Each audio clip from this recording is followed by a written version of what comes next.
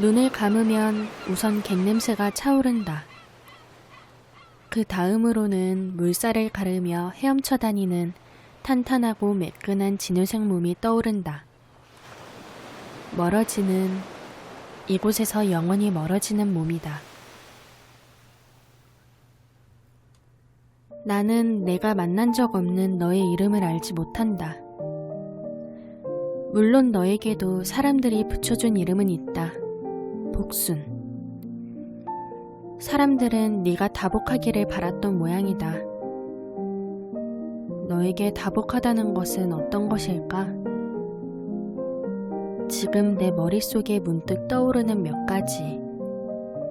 건강, 많은 물고기, 장수, 좋은 날씨 같은 것들이 정말로 너에게 복을 의미할까? 나는 돌고래 복순입니다. 순은 지난날 한국의 여자에게 흔했던 이름입니다. 내가 여성이며 후손을 잉태할 수 있는 몸이라는 사실을 주지시켜주는 이름, 복순. 그 이름을 붙여준 사람들은 물론 좋은 의도였을 겁니다. 하지만 만약 인간 중 몇 명을 돌고래 나라로 데려가 이름을 붙여준다면 우리 돌고래들도 이런 식으로 이름을 붙일까 궁금해집니다. 처음 제주도에 왔을 때 나는 너희 돌고래의 존재를 알지 못했다. 우선 나 자신이 세상에 나오기도 전이었다. 엄마의 뱃속에 내가 이란성 쌍둥이 명현과 함께 들어있었다고 한 장의 사진이 알려주었다. 기억이 시작되는 건 5살 때부터다. 나는 내 쌍둥이 명현을 동경했다. 나는 멜빵이 달린 명현의 청바지를 입고 그 애는 내 꽃무늬 원피스를 입었다. 나는 주방 가위를 가져다 명현과 똑같은 길이로 내 머리를 싹둑싹둑 잘랐다. 시장에서 돌아온 엄마에게 눈물이 쏙 빠지도록 혼나긴 했지만 나는 혼난 것 때문에 그 일을 기억하는 게 아니다. 옷을 바꿔 입고 거울을 들여다본 순간 거기에는 놀랍게도 내가 있었다. 내가 그토록 되고 싶어 했던 명현이 아니라 나 자신이. 그때의 경이로움을 그 순간에는 쉽게 잊었다. 겨우 5살이었지만 아마 나는 두려웠던 모양이다. 진짜 내가 된다는 것이.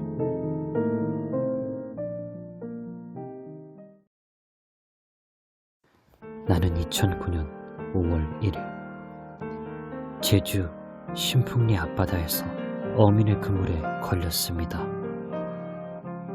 내 나이 11살. 난 젊었고 아직 어른이 되기 전입니다. 그물에 걸렸을 때를 선명하게 기억합니다. 그물의 감촉은 거칠고 잔인했습니다. 발버둥을 치며 집으로 돌아가는 길을 찾으려고 애를 쓰다 체념한 채 가만히 물에 몸을 맡기고 떠 있었습니다. 그때 제 심정, 당신은 짐작할 수도 헤아릴 수도 없을 겁니다. 오랜 세월이 흐른 후 내가 복순이를 따라 제주도로 내려왔을 때 쌍둥이 오빠 명현이 나를 찾아와 물었다. 명은이 네가 도망쳐온 곳이 겨우 여기니? 여기가 네가 생각해낸 우리한테서 가장 멀리 떨어지는 곳이었어? 도망치지 않았어. 나는 분명히 말했지만 명현은 불신과 경멸이 담긴 표정으로 나를 바라볼 뿐이었다. 나는 명현을 미워하지 않았지만 그가 썼던 그 많은 기사들을 좋아할 수는 도저히 없었다.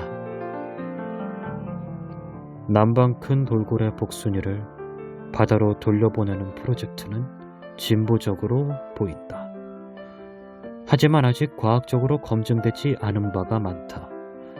그리고 남방 큰 돌고래 복순이와 태산이를 야생 방사해야 한다는 동물자유연대의 주장은 수족관과 쇼장에서 오랫동안 일해온 사육사들의 직업적 자긍심을 심하게 손상시켰다. 사육사 A씨는 동물은 생각하면서 왜 사람이 사육사들은 생각하지 않느냐고 묻기도 했다. 나는 명현이 썼던 기사를 떠올리며 그에게 물었다. 넌 네가 인간인 게 자랑스럽니? 너는 너인 게 자랑스럽니? 명현이 내게 되물었다. 우리의 날선 말들은 허공에서 여러 번 부딪혔다. 나는 최선을 다해 내 이야기를 전하려 했는데 그는 이 일이 내게 정말로 중요하다는 것을 이해하지 못했다. 쌍둥이 오빠를 이렇게 오랜만에 만났는데 할 말이 그것뿐이야? 고작 돌고래 얘기뿐이냐고. 고작? 고작 돌고래가 아니야. 복순이야, 복순이. 난 복순이 때문에 이곳에 왔고 복순이가 다시 돌아오지 않는다는 걸 확인하려고 이곳에 있어. 나는 설명을 하려다 그만두었다. 우리는 왜 서로를 이런 눈으로 보는 사이가 되었을까? 명현은 나에 대해서는 모르는 게 많았다. 부모님이 그 애와 나를 얼마나 다르게 대했는지, 그 일들이 내게 무엇을 남겼는지, 나의 세계가 명현의 세계만큼 넓어서는 안 된다는 것을, 두 분이 상상하던 나의 삶의 궤적이 그 애의 것보다 한 번도 컸던 적이 없다는 것을, 처음부터 그렇게 정해져 있었다는 사실을 전혀 알지 못했기에 그것을 알게 되었을 때 무척 놀라고 당황했다.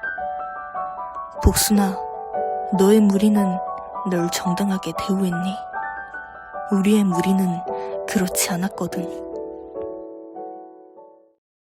나를 발견한 어미는 나를 놓아주는 대신 한 기업체에 돈을 받고 넘겼습니다. 나처럼 그물에 걸린 돌고래들을 사들여서 수족관에 가두고 쇼를 시키는 업체입니다. 내 몸값은 1,500만원. 주사 바늘이 매끈한 살갗을 파고듭니다. 나는 의식을 잃었고 들것에 실려 냉동 탑차에 옮겨집니다. 나에게는 D-32라는 일련 번호가 붙습니다. 우리는 방향정이라는 방식으로 세계를 감각합니다. 인간처럼 시각에 의존해 사물을 보는 게 아니라 머릿속에 있는 소리 입술을 움직여 음파를 생성하고 앞으로 쏘아보낸 다음 그것이 사물에 맞고 되돌아오면 돌아오는 음파를 분석해 앞쪽에 무엇이 있는지 인식합니다. 눈을 떴을 때 난 수조 안에 있었습니다. 피랜드 수족관. 나는 바닷속에서와 마찬가지로 움직입니다. 그런데 이상합니다. 바닷속과 비교하면 너무 가까운 곳에 가로막고 튕겨내는 것이 있습니다. 벽. 음파는 너무 빨리 벽에 부딪혀 되돌아왔고 다시 바닥과 다른 벽에 부딪히면서 부서져 사방으로 반사되어 나갑니다. 그리고 그 일이 수없이 반복됩니다. 마치 안쪽의 모든 면이 거울로 만들어진 26면체 속에 있는 것처럼. 두 번째로 이 섬을 찾아왔을 때 나는 여전히 너희의 존재를 알지 못했다. 나는 알과 함께였다. 그는 일러스트를 그리는 사람이었다. 그때는 몰랐다. 내가 사랑이라고 생각한 것이 단지 나 자신을 일부러 믹서기에 집어넣고 가라 상대방에게 들이밀며 마시라고 강요하는 것에 지나지 않다는 것을. 지금도 아래 얼굴 대신 내가 그에게서 얼마나 사랑받고 싶었는지만 생생히 떠오르는 것을 보면 나 역시 거울로 된 방 속에 있었던 것 같다. 복순이 너처럼. 복순아, 뛰어오르면 먹을 거 줄 거야. 뛰어. 잘했어. 그래, 그렇게 하는 거야.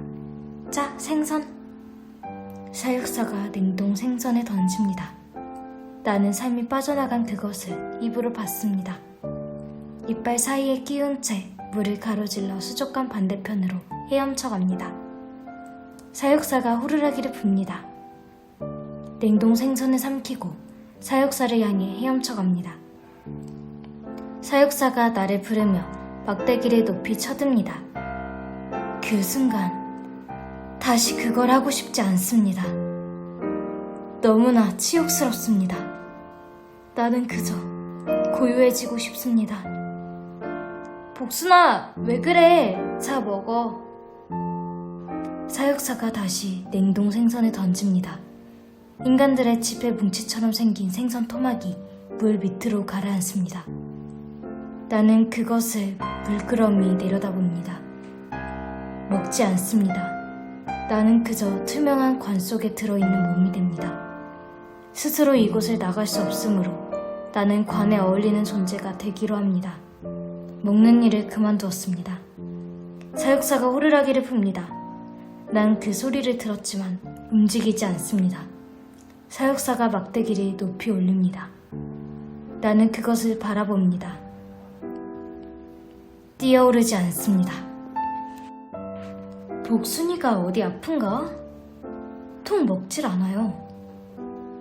그나저나 복순이는 훈련을 한다 그래도 입술이 못생겨서 상품 가치는 떨어질 것 같은데 어쩌죠? 훈련을 받지 않는 나를 쇼에 내보낼 수 없을까봐 걱정하던 사람들이 이제 내가 쇼에 나갔을 때를 걱정하기 시작합니다. 나는 내 비뚤어진 입술을 보고 눈썹을 치켜뜨는 여자와 울음을 터뜨리는 아이를 상상해봅니다.